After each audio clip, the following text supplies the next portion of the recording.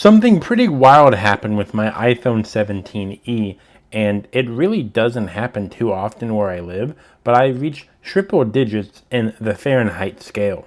I was using this device and I got this warning, and I haven't seen this warning in a while, and I was surprised to get it so soon when this phone was on my window in my car. In the state that I live, you're not allowed to hold your phone for any reason while you're operating a vehicle. Dictation, but I use my phone to get to point A to point B every day. Don't worry, that's a loophole. As long as you're not holding the device, you can use this device for like maps, and you're all good legally in my state.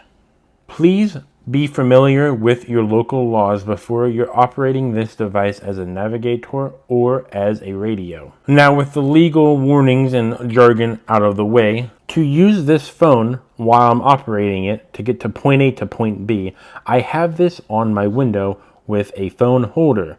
And because of the roads that I usually drive, the sun is beaming down on my device. Within 10 minutes, I got this temperature warning that I need to cool down my iPhone before I can use it again, and I had to switch out to my iPhone 17 Pro that I had with me. For anyone wondering, I switched phones when I was in a safe area and I was stationary, just so everyone knows that I was safe. My 17 Pro, the one I'm using to record this video right now, also got the exact same warning, but it took 25 minutes in the direct sun to get that.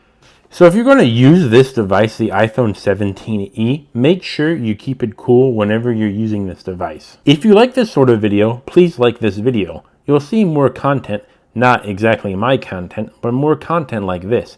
If you subscribe, you'll see more content that I post out that is very, very similar to this sort of video. Also, if you have any questions, comments, or concerns, please leave them down in the comments section below. I may not respond to everybody, but I do read everybody's post.